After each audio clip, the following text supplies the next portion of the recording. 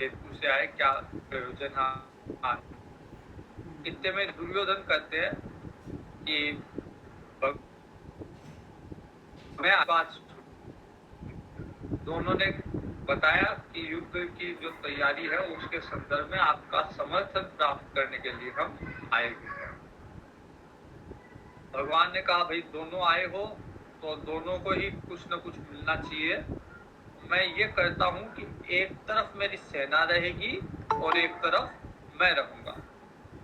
जिस तरफ मैं रहूंगा उस तरफ मेरी सेना नहीं रहेगी, मेरी सेना दूसरे पक्ष में रहेगी। और शर्त ये है कि मैं जिस पक्ष में रहूंगा मैं अस्त्र शस्त्र नहीं उठाऊंगा, मैं युद्ध में भाग नहीं लूंगा, अस्त्र शस्त्र नहीं उठाऊंगा। अब भगवान ने कहा दुर्योधन से कि देखो भले ही आप पहले आए हो लेकिन मैंने पहले अर्जुन को देखा है, इसलिए अर्जुन को मैं पहला अवसर देता हूँ कि वह मांग ले कि उसको क्या चाहिए, उसको मैं चाहिए, मेरा मेरा समर्थन चाहिए या मेरी सेना चाहिए। अर्जुन ने बिना किसी सोच विचार के कहा भगवान सेना का क्या है, सेना तो मैं अकेला ही बहुत हूँ, लेकिन मेरे को आपका समर्थन चाहिए, आप मेरे पक्ष में आ जाइए। दुर्योधन ने सोचा कि शायद इस समय अर्जुन की बुद्धि मारी गई है और अर्जुन ने इसलिए, क्योंकि शायद मेरी विजय होने वाली है, विधाता ने इसलिए अर्जुन की मति फेर दी। तो दोनों अर्जुन और दुर्योधन वहां से प्रसन्नता पूर्वक लौट आए। अर्जुन को जो चाहिए था अर्जुन को प्राप्त हुआ, दुर्योधन को जो चाहिए था, दुर्योधन को संख्या बल, सेना का बल चाहिए था, उसे वो प्राप्त हुआ। तो भगवान के पास जो जिस उद्देश्य से, जिस मनसा से जाता है, वो उद्देश्य, वो मनसा पूर्ण होती है, लेकिन उसका फल क्या निकलेगा ये अभी पता नहीं। तो दोनों पक्ष युद्ध के लिए, धर्म युद्ध था इसलिए तय था कहाँ युद्ध होना है, किस समय होना है। तो कुरुक्षेत्र के मैदान में, जो कि एक धर्म क्षेत्र भी है, कुरुक्षेत्र गीता के उद्बोधन के बाद धर्म क्षेत्र बना हो ऐसा नहीं, उसके पूर्व से ही कुरुक्षेत्र सदैव से आदिकाल से धर्म क्षेत्र के रूप में विख्यात रहा। तो दोनों सेना कुरुक्षेत्र के मैदान में आमने सामने है और धृतराष्ट्र जी अपने हस्तिनापुर के महल में बैठे हैं। धृतराष्ट्र जी के पास वेदव्यास जी आते हैं और वेदव्यास जी कहते हैं कि आपके कुल में ये युद्ध हो रहा है, कौरव और पांडव दोनों के आप संरक्षक हो, तो आप क्या देखना चाहोगे कि आप युद्ध भूमि में क्या चल रहा है। धृतराष्ट्र जी ने कहा कि मैंने आजीवन कुछ नहीं देखा, अंधा हूं मैं, तो मैं देखना तो नहीं चाहूंगा, क्योंकि विनाश लीला, युद्ध के समय क्या होगा, दो पक्ष लड़ेंगे तो किसी एक पक्ष की हानि होगी और दोनों पक्ष मेरे ही है, अपने ही है। तो ये विनाश लीला मैं देखना तो नहीं चाहता, लेकिन मैं सुनना अवश्य चाहता हूँ, मैं युद्ध का हाल जानना अवश्य चाहता हूँ कि क्या चल रहा है युद्ध में। वेद व्यास जी ने वो दिव्य दृष्टि, जिससे न केवल देखा जा सके युद्ध भूमि में क्या चल रहा है, अपितु युद्ध भूमि में उपस्थित सैनिकों, सेनापतियों, राजाओं के मनोदशा को भी जाना जाए, ऐसी दिव्य दृष्टि वेद व्यास जी ने संजय को प्रदान की, जो कि एक तरह से सचिव थे धृतराष्ट्र के। तो अब संजय अब ये युद्ध का आंखों देखा हाल धृतराष्ट्र जी को बता रहे हैं। तो धृतराष्ट्र जी का प्रश्न है, पहला श्लोक धृतराष्ट्र जी का प्रश्न के रूप में है, धर्म क्षेत्रे कुरुक्षेत्रे संवेतायुयुत्सव है, मामका पांडवाश्चैव किमकुर्वत संजय। धृतराष्ट्र जी पूछते हैं संजय से कि धर्म क्षेत्र कुरुक्षेत्र में, कुरुक्षेत्र जो कि धर्म क्षेत्र भी है, वहां पे मेरे और पांडव के पुत्र इकट्ठे हुए हैं, युद्ध के लिए इकट्ठे हुए हैं, युत्सव है, युद्ध के लिए इच्छुक है, तो उनमें क्या चल रहा है ये बताओ, संजय को पूछा धृतराष्ट्र जी ने। अब देखिए यहाँ पे जब धृतराष्ट्र जी कह रहे हैं मामका पांडवाश्चैव, अर्थात उनके मन में ये भेद है मेरे और पांडव के पुत्र। जब ये भेद है, यही भेद कारण रहा है महाभारत के युद्ध का, क्योंकि प्रारंभ से ये भेद था, मेरे पुत्र अलग और पांडव के पुत्र अलग, जबकि होना ये चाहिए था कि वो अभिभावक थे। पांडु की मृत्यु के बाद धृतराष्ट्र जी ही कौरव पांडव के अभिभावक थे, तो सबको अपना मानना चाहिए था। रामचरितमानस में लक्ष्मण जी एक बार पूछते हैं तो भगवान राम जी कहते हैं, मैं और मोर तोरते माया, कि जहां ये भेद बुद्धि उत्पन्न हो जाए, मैं मेरा तू तेरा, वही माया का स्वरूप है। तो पूरी महाभारत का कारण यही है कि धृतराष्ट्र जी के मन में ये भेद था, मेरे अलग पुत्र और पांडु के पुत्र अलग। अगर ये भेद नहीं होता तो शायद महाभारत नहीं होती।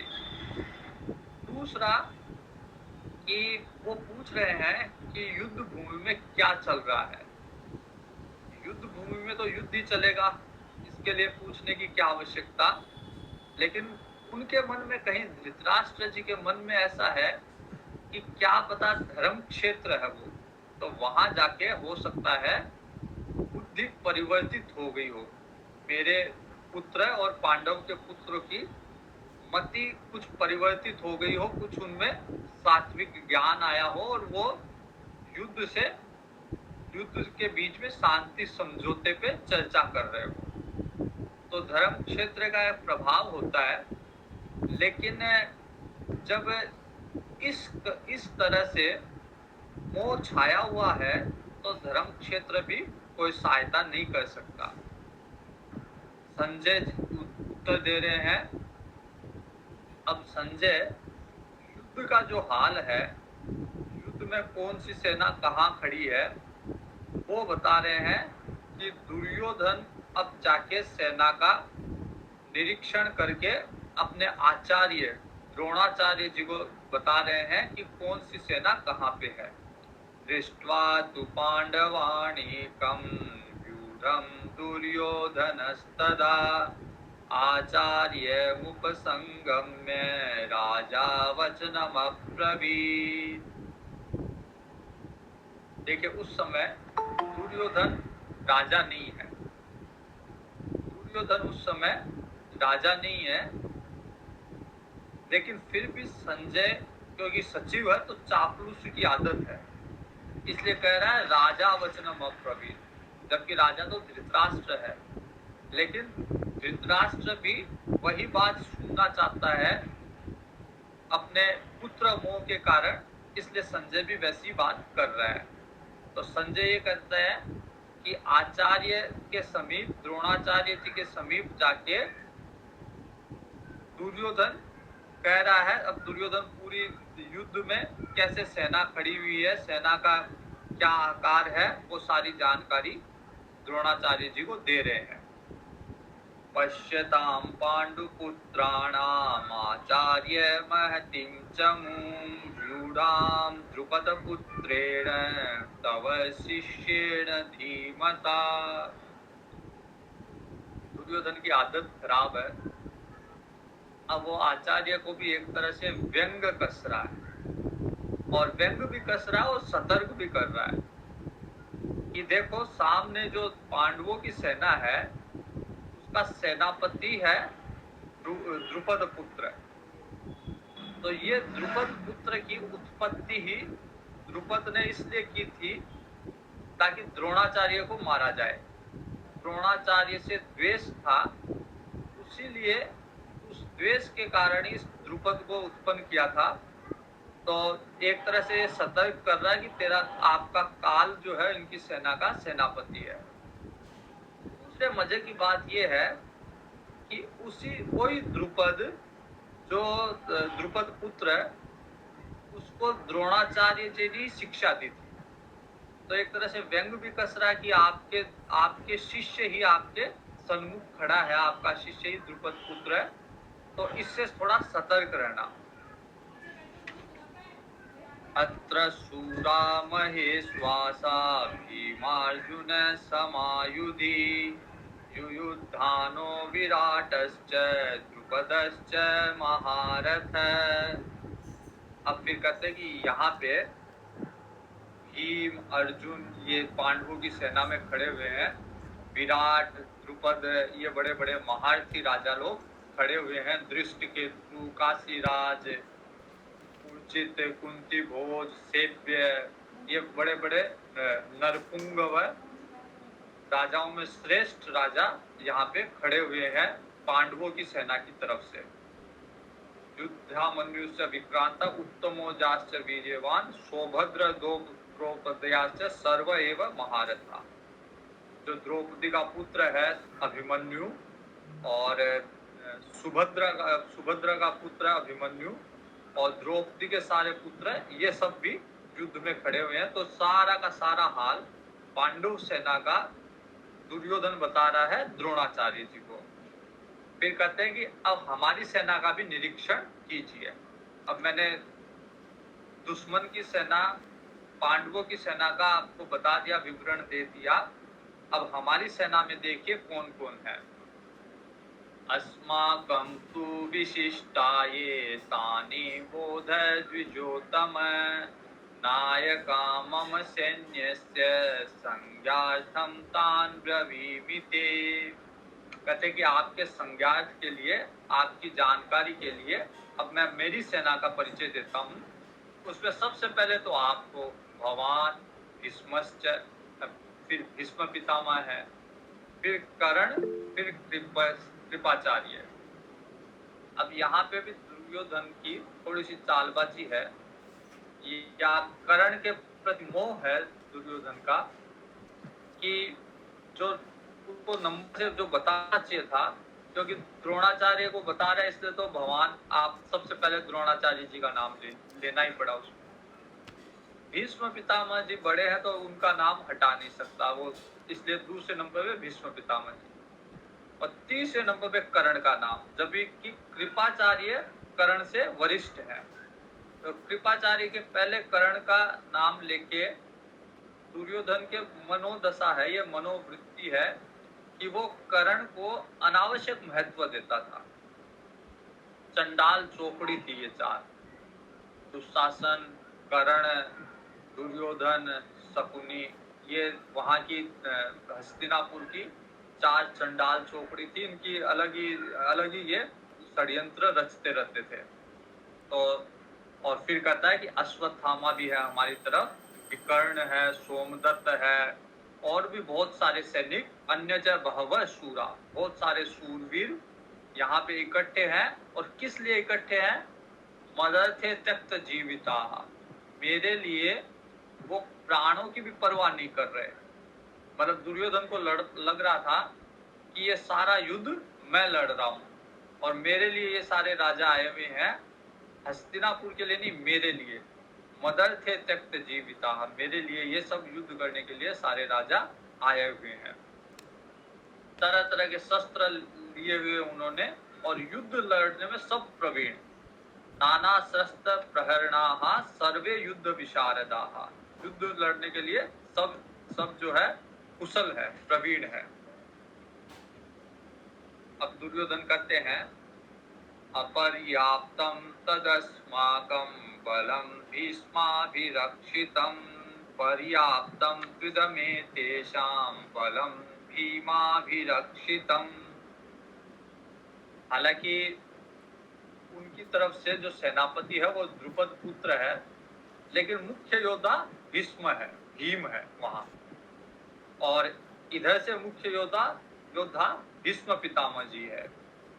तो कहते हैं कि अपर्याप्तम तदस्माकम बलम भीष्माभिरक्षितम, हमारी तरफ भीष्म पितामह जी और के द्वारा नियंत्रित ये जो बल है, ये जो सेना है, वो अपर्याप्त है, मतलब अनंत है, बहुत है, और उनकी सेना थोड़ी सी है। और वास्तव में था भी ऐसा, क्योंकि भगवान की नारायणी सेना भी कौरवों की तरफ से लड़ रही थी। तो कुल 18 अक्षौहिणी सेना में से 7 केवल पांडवों की तरफ से थी, बाकी 11 अक्षौहिणी सेना कौरवों की तरफ से थी। तो कौरवों का सैन्य बल पांडवों से अधिक था। तो कहते हैं कि हमारी तरफ से ये इतना बड़ा सैन्य बल है जो भीष्म पितामह के द्वारा रक्षित है, अर्थात भीष्म पितामह जब तक है हमारा कोई कुछ नहीं बिगाड़ सकता। और कहता है कि उधर तो थोड़ा सा ही है, पांडवों की तरफ से पर्याप्तम त्रिदमेतेषां बलम भीमाभिरक्षितम, और उसको, उस बल को, उस सेना को, पांडवों की सेना को भीम रक्षा कर रहा उस सेना की। तो दो मुख्य योद्धा, इधर भीष्म पितामह, उधर भीम। अयनेषु च सर्वेषु यथा भागम् अवस्थिता भीष्ममेवाभिरक्षन्तु भवन्तः सर्व एव हि। दुर्योधन कहता है भीष्म पितामह जी को प्रसन्न करने के लिए, द्रोणाचार्य जी को प्रसन्न कर ही दिया, अब भीष्म पितामह जी को प्रसन्न करने के लिए कह रहा है दुर्योधन कि अब हमारा दायित्व है केवल हम भीष्म पितामह जी की रक्षा कर लें, जहां जिस कोने में हम हैं, युद्ध के जिस भी मोर्चे पे हम हैं, केवल भीष्म पितामह जी की रक्षा कर ले। भीष्म पितामह जी अकेले ही इस सारे बल को, पांडवों के बल को हरा देंगे, वो इतने सक्षम है। और वास्तव में भीष्म पितामह जी इतने सक्षम थे भी। तस्य संजनयन हर्षं वृद्ध पितामहः। दुर्योधन की ये बात सुन के भीष्म पितामह जी को भी जोश आया, और अपना जोश प्रकट करते हुए भीष्म पितामह जी ने शंख बजाया वहां। सिंहनादम विनेद्योच्चे शंखम दधमो प्रतापवान। तेज स्वर में भीष्म पितामह जी ने शंख बजाया। शंख बजाना एक तरह से ये घोषणा करना है कि युद्ध प्रारंभ होने जा रहा है। तो युद्ध के प्रारंभ की घोषणा शंख के द्वारा, शंख बजा के की जाती थी। और शंख बजा के अपने सैनिकों में उत्साह वर्धन करना, उनमें उत्साह का संचार करना। तो भीष्म पितामह जी ने जैसे ही शंख बजाया, अब सब शंख बजाने के लिए तैयार है। वो शंख की ध्वनि इतनी तेज थी कि पूरे वायुमंडल में वो ध्वनि छा गई। उसी समय जब भीष्म पितामह जी शंख बजा चुके और युद्ध की तैयारी है, दोनों तरफ की सेनाएं हैं, धर्मराज युधिष्ठिर जी नीचे उतर के गए और उन्होंने अपने भीष्म पितामह जी, द्रोणाचार्य जी, कृपाचार्य जी को प्रणाम किया। उन्होंने आयुष्मान भव, उन्होंने विजयी भव का आशीर्वाद दिया। अर्जुन भगवान को लेके, क्योंकि अब भगवान अर्जुन के सारथी है, भगवान ने कहा मैं युद्ध में अस्त्र शस्त्र नहीं उठाऊंगा, तो फिर भगवान ने सारथी होना स्वीकार किया कि ठीक है अर्जुन, मैं अस्त्र शस्त्र नहीं उठाऊंगा, लेकिन तेरा रथ मैं चलाऊंगा। तो भगवान अर्जुन का रथ लेके अब युद्ध में प्रवेश कर रहे हैं। ततः श्वेतेर्हयेर्युक्ते महति स्यन्दने स्थितो, बहुत बड़ा रथ है, सफेद घोड़े जुटे हुए हैं, ऊपर हनुमान जी की ध्वजा लगी हुई है रथ के ऊपर, वो रथ लेके और भगवान प्रवेश करते हैं। अब भगवान सबसे पहले इधर पांडवों की तरफ से शंख बजाते हैं, फिर सारे पांडव अपने अपने शंख बजाते हैं। तो भगवान के शंख का नाम है पांचजन्यम। पांचजन्यम ऋषिकेश देवदत्तम धनंजय। अर्जुन बजाता है देवदत्त नाम का शंख। और उसके बाद में पौंड्रक सम भीमसेन जो है पौंड्रक नामक शंख बजाते हैं।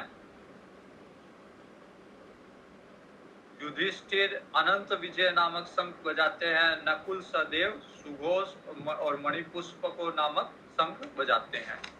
तो पांडवों की तरफ से भी शंख बजाया गया। इसका मतलब युद्ध की घोषणा इधर से भी हो गई। दोनों पक्षों की तरफ से युद्ध की घोषणा हो गई। युद्ध के लिए तैयार है दोनों पक्ष।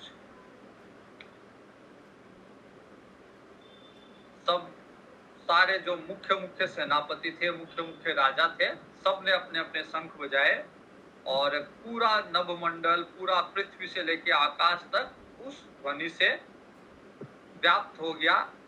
और जितने कायर लोग थे उनके हृदय विदीर्ण करने वाली वो ध्वनि थी। और जो बलशाली थे, पराक्रमी थे, उनको एक उत्साह प्रदान करने वाली वह ध्वनि थी।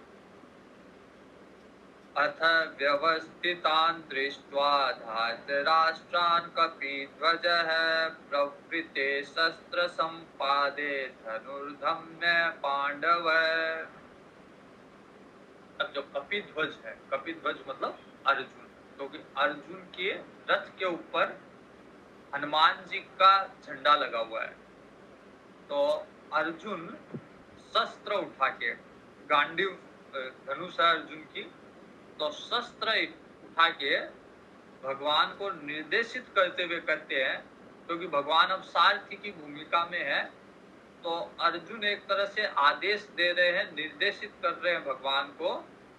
अर्जुन वाच सेनयोरुभयोर्मध्ये रथं स्थापयमेच्युत।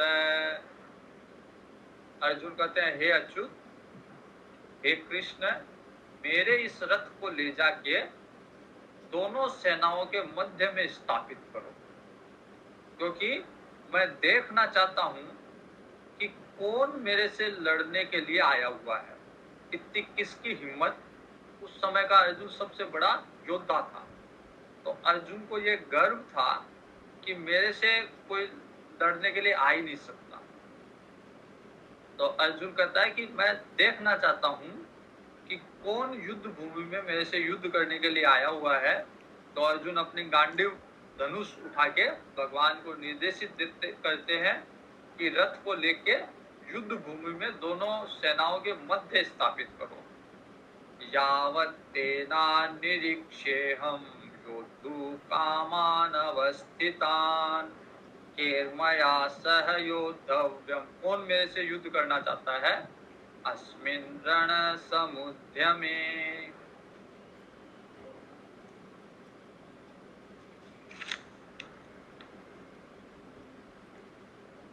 अर्जुन कहते हैं, ये दुर्बुद्धि जो धृतराष्ट्र के पुत्र हैं, इनका हित चाहने वाला कौन है? कौन ऐसा राजा है जो इनकी तरफ से युद्ध कर रहे हैं? मैं उसे देखना चाहता हूं। अब ये सारे का सारा विवरण संजय सुना रहा है हस्तिनापुर में धृतराष्ट्र को। तो संजय कहता है, एवं उक्तो ऋषिकेशः गुडाकेशेन भारत सेनयोरुभयोर्मध्ये स्थापयित्वा रथोत्तम। संजय कहते धृतराष्ट्र जी को कि ऐसा सुनते ही भगवान ने अर्जुन की आज्ञा का पालन किया और रथ को दोनों सेना के मध्य ले आए। और विशेषकर ठीक जानबूझ के, ठीक जहाँ पे भीष्म पितामह जी खड़े थे, द्रोणाचार्य जी खड़े थे, कृपाचार्य जी खड़े थे, उनके समक्ष लाके, उनके सन्मुख लाके खड़ा कर दिया भगवान ने। क्योंकि भगवान भी अर्जुन को गीता सुनाने वाले हैं। तो भगवान भी भूमिका बना रहे हैं। इसलिए ठीक भीष्म पितामह जी, द्रोणाचार्य जी, कृपाचार्य जी के समक्ष लाके खड़ा किया और कहते हैं वाच पार्थ पश्यतान संवेतान कुरु निधि। कहते हैं कि हे पार्थ, अब देखो, तुम देखना चाहते थे कि कौन आया हुआ है युद्ध के लिए, अब आराम से देखो कौन कौन आया हुआ है युद्ध करने के लिए तुमसे।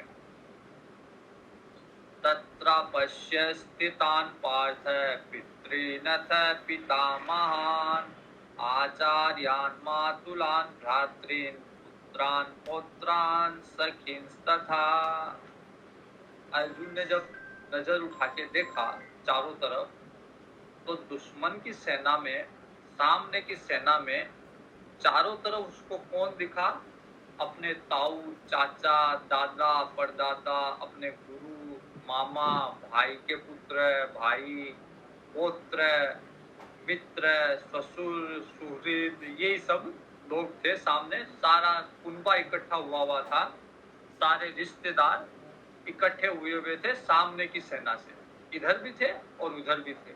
उधर ज्यादा थे क्योंकि हस्तिनापुर जो राज्य था उसकी तरफ से वो लोग उधर से लड़ रहे थे। भीष्म पितामह जैसे लोग जो हस्तिनापुर की गद्दी के प्रति वफादार थे, वो अधर्म होते हुए भी कौरवों की तरफ से युद्ध कर रहे थे, क्योंकि उनको लग रहा था कि हमारा धर्म, हमारी वफादारी हस्तिनापुर के प्रति है। तो उन सबको अर्जुन देख रहा है। तान समीक्ष्य स कौन्तेय सर्वान् बन्धून् अवस्थितान्। अर्जुन ने देखा ये तो सब मेरे बंधु बांधव है।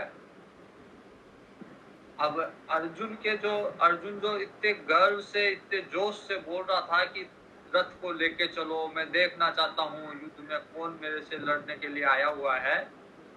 अब उसके अर्जुन के हृदय में करुणा व्याप्त हो गई। करुणा युक्त होके शोक करता हुआ विषीदंतम इदम अब्रवीत। शोक करता हुआ अर्जुन अब कह रहा है, दृष्ट्वेवं स्वजनं कृष्णं युयुत्सं समुपस्थितं सीदन्ति मम गात्राणि मुखं च परिशुष्यति। अर्जुन कहता है कि इन सबको देख के, ये मेरे स्वजन लोग हैं, मेरा तो मुख सूख गया, मेरा शरीर जो है सीदन्ति मम गात्राणि, मेरा शरीर शिथिल हो गया और मुख अब सूख रहा है, मैं इनसे युद्ध कैसे कर पाऊंगा। वेपथुसश्च शरीरे में रोम हर्षश्च जायते।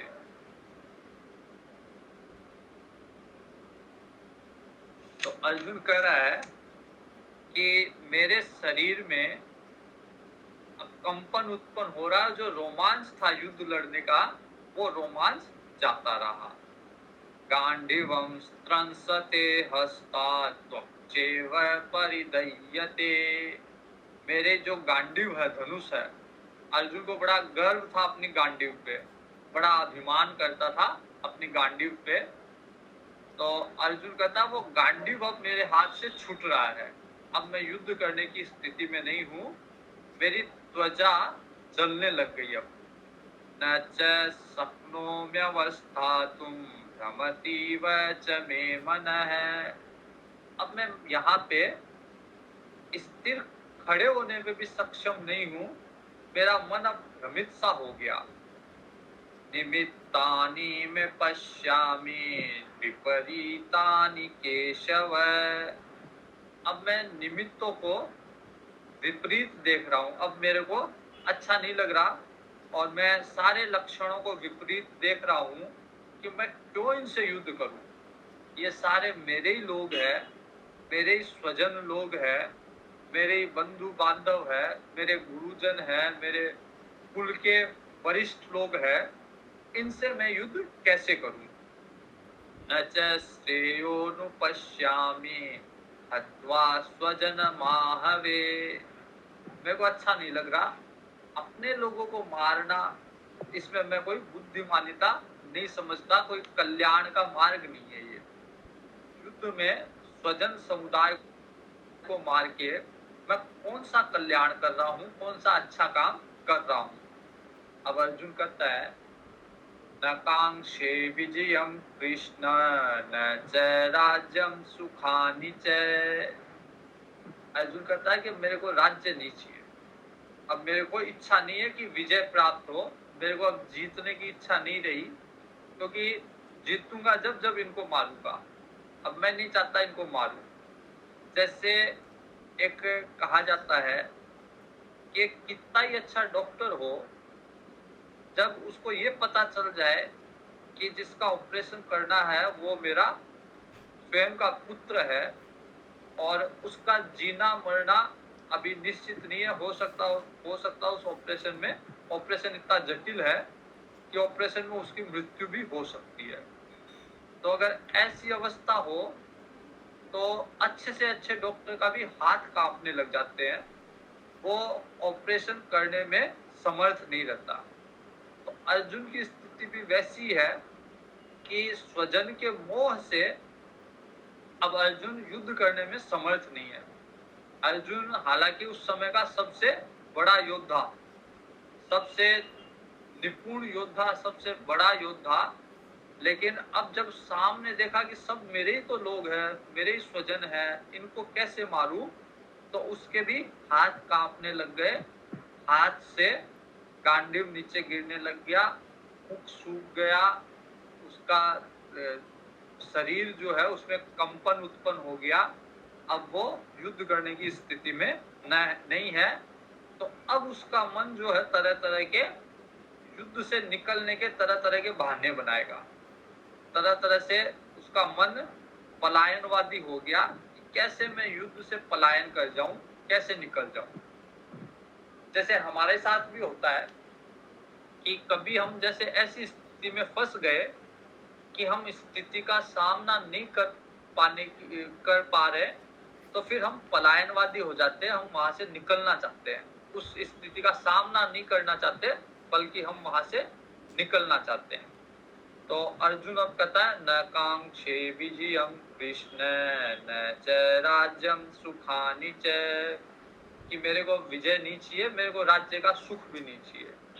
किम नो राज्येन गोविंद किम भोगैर्जीवितेन वा, इस राज्य का करूंगा क्या, इस राज्य को जीत के जो मेरे को भोग मिलेंगे, उन भोगों से क्या लाभ, जब मेरे स्वजन ही नहीं रहेंगे, मेरा कुल, मेरा परिवार नहीं रहेगा, तो इन भोगों से का क्या उपयोग, इन भोगों का क्या करूंगा मैं। ये सामर्थे कांक्षितम न राज्यम भोगा सुखानि च तैमेव स्थिता युद्धे प्राणान् त्यक्त्वा धनानि च। अर्जुन कहता है कि जिनके लिए हमें राज्य चाहिए, जिनके लिए हमें भोग चाहिए, जिनके लिए सुख अभिष्ट है हमारे लिए, उन सब के हाल देखो, सामने खड़े हैं ये सब के सब। ये तो अपने धन की और जीवन की आशा को त्याग के यहाँ युद्ध के लिए आके खड़े हो गए। इन्होंने इस पे विचार नहीं किया कि हम आपस में युद्ध करके मर जाएंगे तो इस राज्य को भोगेगा कौन, ये राज्य, ये सुख फिर क्या काम के, जब अपनों के मध्य ही सुख को बांटा जाता है, तो वह राज्य किस काम का जब अपने लोग नहीं रहेंगे। आचार्या पितरः पुत्रास्तथैव च पितामहा मातुला श्वशुरा पौत्रा श्याला संबंधिनस्तथा। मेरे सारे गुरुजन, मेरे ताऊ चाचा, उनके लड़के, मेरे दादा मामा ससुर पौत्र, मेरे साले, सब उधर खड़े हैं, तो इनको मैं कैसे मारूं। एतान हन्तुम इच्छामि, इनको मारने की इच्छा नहीं। अर्जुन ने खूब हिंसा की, खूब युद्ध लड़ा। उस समय तक अर्जुन बड़ा पराक्रमी भारी योद्धा था उस समय का, तो खूब हिंसा की। तो हिंसा से अर्जुन घबराने वाला नहीं था। अर्जुन की घबराहट का कारण ये है कि ये सब मेरे लोग हैं, तो इनको मारने की इच्छा नहीं है, भले ही राज्य ना मिले। एता न हन्तुमिच्छामि घ्नतो अपि मधुसूदन, भले ही ये मेरे को मार दे, अगर इनके द्वारा मैं मारा जाऊंगा तो कम से कम मेरे को ये पाप तो नहीं लगेगा कि मैंने स्वजन को मारा, या वो दिन तो नहीं देखना पड़ेगा जब मैं राज्य कर रहा हूँ और मेरे स्वजन कोई है ही नहीं वहां पे। अर्जुन कहता है ये तो छोटा सा राज्य है, जबकि पहले पहले अर्जुन के मन में भी ये था कि पूरा का पूरा हस्तिनापुर, पूरा का पूरा इंद्रप्रस्थ वापिस ले, और फिर जब शांति वार्ता चली तो 5 गांव तक बात आके रुक गई कि 5 गांव दे दो। अब अर्जुन कहता है ये सारा का सारा राज्य बड़ा छोटा सा है, इसके लिए इतना बड़ा युद्ध करने की क्या आवश्यकता, तीनों लोगों का राज्य भी मिले तो भी मैं नहीं मारूंगा, अगर पूरी पृथ्वी का राज्य भी मिले मेरे को तब भी मैं स्वजन को नहीं मारूंगा, अपने लोगों को नहीं मारूंगा। निहत्य धार्त राष्ट्रान है का प्रीतिशा जनार्दन, पापमेवाश्रये तस्मान हत्वेतानाततायिन है। अब अर्जुन ये तो कह रहा है कि ये लोग आतताई लोग हैं, मतलब आतंकवादी लोग हैं, इन्होंने छल पूर्वक हमसे हमारा राज्य छीना, राज्य छीनने के बाद में जो तय शर्त थी 12 वर्ष का वनवास और उसके बाद में 1 साल का अज्ञातवास, वो भी हमने पूरा किया, लेकिन फिर भी ये राज्य नहीं दे रहे, तो इसका मतलब ये लोग आतताई है, आतंकवादी लोग हैं, इनके मन में दया धर्म कुछ नहीं है। लेकिन फिर भी अगर इनको मोह के कारण अब अर्जुन बोल रहा है कि इन आतताई को भी अगर मारेंगे तो हमें पाप लगेगा, धृतराष्ट्र के पुत्रों को मार के हमें कौन सी प्रसन्नता होने वाली है, ये है आतताई, लेकिन इनको भी मारने से पाप तो लगेगा। तस्मान्नाहा वयम हन्तु धार्तराष्ट्र स्वबान्धवान्, इसलिए क्योंकि ये मेरे स्वबांधव है, भले ही आतंकवादी हो, आतताई हो, लेकिन है स्वबांधव, तो अपने ही बांधव धृतराष्ट्र के पुत्र को मारने से क्या फायदा, हम क्या प्राप्त कर लेंगे इनको मार के। स्वजनम ही कथम हत्वा सुखी न श्याम माधव, अपने लोगों को मार के मैं कैसे सुखी रह पाऊंगा। यद्यपेते न पश्यन्ते लोभोपहत चेतसः, कुलक्षय कृतं दोषं मित्रद्रोहे च पातकम्। अर्जुन कहता है कि हालांकि ये लोग नहीं सोच रहे, क्योंकि इनकी बुद्धि के ऊपर लालच छाया हुआ है, लोभ का पर्दा है इनके ऊपर, तो इसलिए ये इस विषय में विचार नहीं कर रहे कि कुल का क्षय होगा, पूरे का पूरा कुल नष्ट हो जाएगा, उससे जो दोष लगेगा या मित्र द्रोह का दोष लगेगा, हमारे जो मित्र भी राज्य आए हुए हैं वो भी आपस में लड़ेंगे, उस मित्र द्रोह से का दोष और कुल क्षय का दोष लगेगा, इस विषय में ये लोग विचार नहीं कर रहे, अर्थात कौरव लोग विचार नहीं कर रहे, क्योंकि लोभ छाया हुआ है, लोभो बहत चेतस है, इनकी बुद्धि के ऊपर लोभ का आवरण है। अर्जुन बुद्धिमानिता दिखा रहा है, कह रहा है कि ये लोग तो नहीं सोच रहे, क्या हमको भी इस पे विचार नहीं करना चाहिए, हमको तो कम से कम इस पे विचार करना चाहिए। कथम न ज्ञेयमस्माभिः पापादस्मान् निवर्तितुम्, हमको इस पे विचार करना चाहिए कि हम ये पाप क्यों ले, अपने स्वबांधवों को मारने का पाप, मित्र द्रोह का पाप हम क्यों ले हमारे सर पे, हमको ये पाप नहीं लेना चाहिए। अगर देखा जाए तो ऐसा लगता है कि अर्जुन जो बातें कर रहा है वो बड़े धर्म की बातें हैं, मतलब हिंसा नहीं करना, मित्र द्रोह नहीं करना, स्वजन की हत्या नहीं करना, ये सब धर्मयुक्त बातें हैं। लेकिन ये एक तरह से धर्म के वेश में कायरता का प्रवेश है। तो अर्जुन जो जो बातें कह रहा है, भगवान उसका सबका उत्तर देंगे। कथम न ज्ञेयमस्माभिः पापादस्मान्निवर्तितुम् कुलक्षय कृतं दोषं प्रपश्यद्भिर्जनार्दन। ये लोग तो मित्रद्रोह को, स्वजन की हत्या को नहीं देख रहे, लेकिन हमें देखना चाहिए कि कुल के नाश से उत्पन्न होने वाला क्या दोष होता है। हम लोग इस पाप से हटने के लिए क्यों नहीं विचार कर रहे। हम लोग तो, इनकी बुद्धि में लोभ है, हमारी बुद्धि में लोभ नहीं है। हमें राज्य नहीं चाहिए, न कांक्षम विजयम, न कांक्षे विजयम, न च राज्यम सुखानि च, न कांक्षे विजयम कृष्ण, न च राज्यम सुखानि च। तो अर्जुन कहता है कि इनको, इनके मन पे, इनकी बुद्धि पे लोभ छाया हुआ है। हमें नहीं चाहिए ये राज्य, हमें विजय नहीं चाहिए।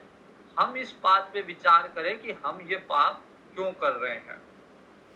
हमें क्या, हमें वापस नहीं हट जाना चाहिए। हमें भले ही हमें हारा हुआ घोषित किया जाए, लेकिन कम से कम ये पाप तो ना करे, कम से कम हम। क्योंकि कुलक्षय प्रणश्यन्ति कुल धर्मा सनातनाः धर्मे नष्टे कुलं कृष्णम अधर्मो भी भवत्युत। क्योंकि कुल के नाश से सनातन कुल धर्म नष्ट हो जाएगा। हम अगर युद्ध करेंगे, युद्ध में हमारा कुल का नाश होगा, और हमारा कुल जो है सनातन परंपरा को आगे बढ़ाने वाला कुल है, तो सनातन कुल धर्म की परंपरा नष्ट हो जाएगी।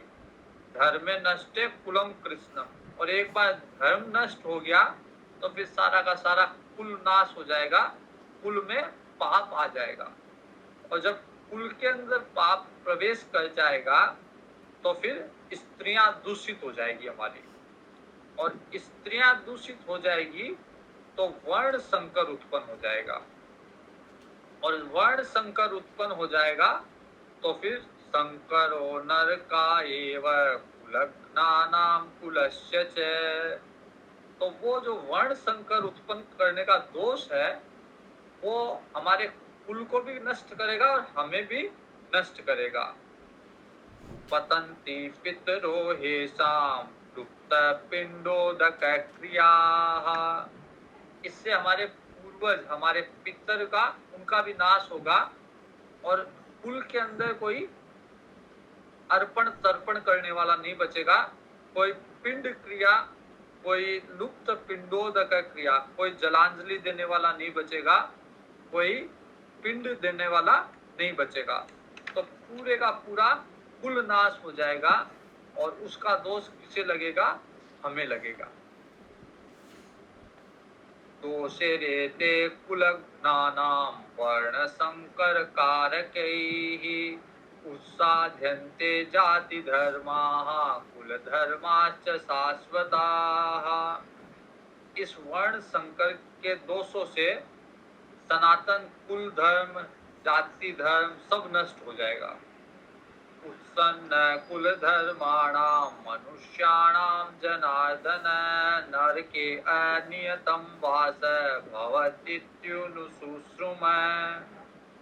तो जिसका कुल धर्म नष्ट हो गया, ऐसे मनुष्य तो अनिश्चित काल के लिए नरक में रहते हैं, ऐसा हम सुनते आए हैं। तो इन सब चीजों पे हमें विचार करके हमें यहाँ से हट जाना चाहिए। अब अर्जुन क्या पलायनवादी हो गया, अब वो वहां से निकलना चाहता है, उस परिस्थिति का सामना नहीं करना चाहता मोह के कारण, और उससे हटना चाहता है। अहो बत महत् पापम कर्तुम व्यवसिता वयम। अर्जुन कहता रहे ये क्या होने वाला था, हम लोग कितना बड़ा पाप। अब अर्जुन क्या, अर्जुन के विचार उसी तरह चल रहे हैं, तो अर्जुन के मन में उसी के समर्थन में बहुत सारी बातें आ रही है। और अर्जुन कह रहा है अब अर्जुन कह रहा है कि ये तो बहुत ही बड़ा पाप होने वाला था हमारे हाथों से। यद राज्य सुख लोभेन हन्तुम स्वजनमुद्यता। हम क्या करने वाले थे, एक छोटे से राज्य के लिए अपने लोगों को मारने के लिए तैयार हो गए। कितना बड़ा पाप करने वाले थे हम लोग, कितना बड़ा पाप करने के लिए उद्यत हो गए हम लोग। यदि माम प्रतिकारम शस्त्र पाणय है। अब अर्जुन ये निश्चयात्मक वचन बोलता है, निश्चय करके, कि यदि मेरे को शस्त्र रहित मैं कोई हथियार नहीं उठाऊं और ये लोग मेरे को शस्त्र से मार डाले, मेरे को निहत्थे को ये लोग शस्त्र से मार डाले, तो भी वो अच्छा है। धातराष्ट्र रण हन्यु तन्मे क्षेम तरम भवे, वो भी मेरे लिए श्रेष्ठ है, अच्छा है। संजय उवाच। अब ये संजय जो धृतराष्ट्र जी को ये सारा विवरण दे रहा है, संजय कहता है एवं उक्त्वार्जुन संख्ये रथोपस्थ उपाविशत् विसृजं ससरं चापं शोक संविघ्न मानस। संजय बता रहा धृतराष्ट्र जी को कि ऐसा करके अर्जुन शोक में डूबा हुआ, शोक संविघ्न मानस है, उसका मानस पूरी तरह शोक में डूबा हुआ, और रथ के पीछे आके अर्जुन उसने अपने हथियार डाल दिए, अपने धनुष अपने बाण हटा के नीचे रख दिए, और अब कहता है मैं तो युद्ध नहीं करूंगा। विसृजम ससरम चाप शोक संविघ्न मानस। एक तरह से डिप्रेशन में आ गया अर्जुन। तो एक तरह से अब पूरी तरह कह रहा है कि मैं युद्ध नहीं करूंगा, किसी भी हालत में अब युद्ध नहीं करूंगा, ऐसा निश्चय करके बोल रहा है। तो इस तरह से ये पहला अध्याय हमने पूरा किया यहाँ पे। ओम तत्सत इति श्रीमद्भगवत गीतासु उपनिषदसु ब्रह्म विद्यायाम योग शास्त्रे श्री कृष्ण अर्जुन संवादे अर्जुन विषाद योगो नाम प्रथमोध्याय है। तो ये इस अध्याय का नाम है अर्जुन विषाद योग, क्योंकि इस अध्याय में अर्जुन विषाद करता है। अर्जुन एक तरह से युद्ध नहीं करने का निश्चय करता है, और युद्ध हो रहा है इसके लिए विषाद है उसके मन में। अब दूसरा अध्याय जो है महत्वपूर्ण अध्याय है सांख्य योग। इसमें भी संजय बोल रहे हैं तम तथा कृपयाविष्टम अश्रुपूर्णाकुलेक्षणं विषीदन्तं इदं वाक्यं वाच मधुसूदन है। तो अर्जुन जो करुणा से व्याप्त है, अश्रुपूर्ण है, उसके नेत्रों से आंसू बह रहे हैं, दुखी है अर्जुन, उसकी तरफ भगवान अब वचन कहते हैं। तो अर्जुन के प्रति भगवान वचन कह रहे, ज्यादा कुछ नहीं बोलेंगे भगवान यहाँ पे, सिर्फ अर्जुन को थोड़ा सा समझाएंगे, थोड़ा सा कहेंगे, जैसे कोई मित्र कहता ना, अरे अरे छोड़ ये सब चीजें, चल खड़ा हो युद्ध कर, बस इतना, इससे ज्यादा कोई ज्ञान नहीं देंगे। कुतत् स्वाकस्मलम् इदं विषमे समुपस्थितम् अनार्यजुष्टम् अस्वर्ग्यम् अकीर्ति कर्म अर्जुन क्लेब्यं मास्मगमः पार्थ नेतत्त्वयुपपद्यते क्षुद्रं हृदय दौर्बल्यं त्यक्तोत्तिष्ठ परन्तप। भगवान कहते हैं ये समय नहीं है युद्ध भूमि में आके, अगर ये सब चीजें विचार करनी थी तो युद्ध भूमि के में आने के पहले करना चाहिए था। अब युद्ध भूमि में जब युद्ध करने के लिए निश्चय कर लिया, हम किसी कर्म में प्रवृत्त हो गए, और वो कर्म भी धर्म युक्त कर्म है। ये युद्ध जो है वो धर्म युद्ध है, ये किसी राज्य के लिए युद्ध नहीं है, किसी भूमि के भाग के लिए युद्ध नहीं है, बल्कि ये युद्ध लड़ा जा रहा है धर्म के लिए। क्योंकि धर्म के अनुसार जो तय शर्त थी, उन शर्तों का पालन दुर्योधन नहीं कर रहा, इसलिए युद्ध है। तो ये युद्ध राज्य प्राप्त करने के लिए नहीं, बल्कि अधर्म का नाश करने के लिए है। अब अर्जुन इस बात को नहीं समझ रहा अर्जुन के दिमाग में यही है कि राज्य मिलेगा, राज्य से सुख मिलेगा, ऐसे सुख को लेके क्या करेंगे। जबकि धर्म की स्थापना के लिए मोह त्याग के अगर अपने लोगों को भी अगर अपने लोगों से भी लड़ना पड़े तो धर्म के लिए लड़ना चाहिए। उसके उसके रास्ते में मोह नहीं आना चाहिए। तो भगवान कहते हैं क्षुद्रम हृदय दौर्बल्यम त्यक्त्वा उत्तिष्ठ परंतप। इस हृदय के दुर्बलता को, तुच्छ दुर्बलता, ये बड़ी तुच्छ दुर्बलता है हृदय की, इस हृदय की दुर्बलता को छोड़ के खड़ा हो जा। और कहता है कि भगवान कहते हैं कि नपुंसकता को मत प्राप्त कर। एक तरह से यहाँ पे भगवान अर्जुन को पिंच करते हुए कहते हैं, क्योंकि अज्ञातवास में अर्जुन जो है नपुंसक बन के रहा था विराट राजा के यहाँ। तो भगवान एक तरह से याद दिला रहे हैं कि कितने कितने कष्ट तुम लोगों ने पाए दुर्योधन की हठ धर्मिता के कारण, दुर्योधन के अधर्म के प्रेम के कारण तुम लोगों ने कितने कष्ट पाए।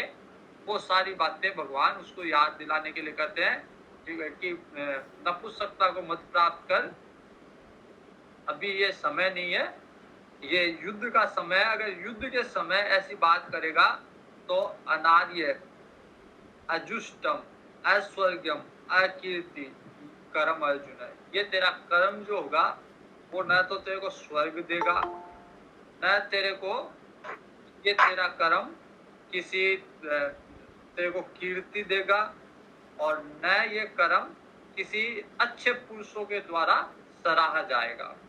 तो ये अनार्य, अजुष्टम, ऐश्वर्यम, अकीर्ति करने वाला कर्म होगा। तो ये युद्ध की भूमि में इस समय में ये मोह किस हेतु से तेरे को व्याप्त हुआ, क्यों इतना मोह कर रहा है। इसलिए इस हृदय की दुर्बलता को छोड़ के खड़ा हो जा, अब युद्ध कर।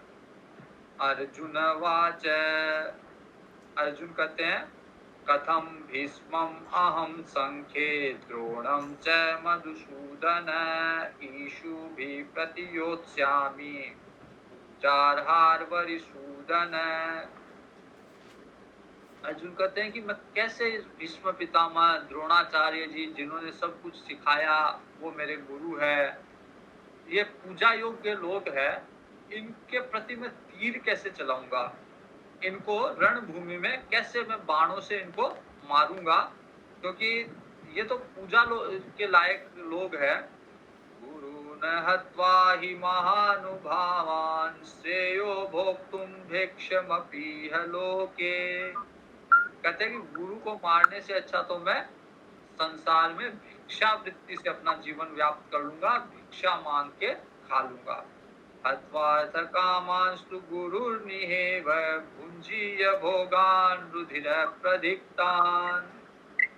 गुरु की हत्या करके जो मुझे भोग मिलने वाला है वो भोग रक्त से रंजित होगा, रक्त में छना हुआ भोग होगा। तो ऐसे रक्त में डूबा हुआ भोग, रुधिर से सने हुए भोग का क्या अर्थ। गुरु के रक्त से रंजित, रक्त से सिंचा हुआ वो भोग मेरे किस काम का। आज यहीं तक देखते हैं, अगला द्वितीय अध्याय का आगे का हिस्सा कल देखेंगे। ओम पूर्णमद पूर्णमिदं पूर्णात् पूर्णमुदच्यते पूर्णस्य पूर्णमादाय पूर्णमेवावशिष्यते। ओम शांति।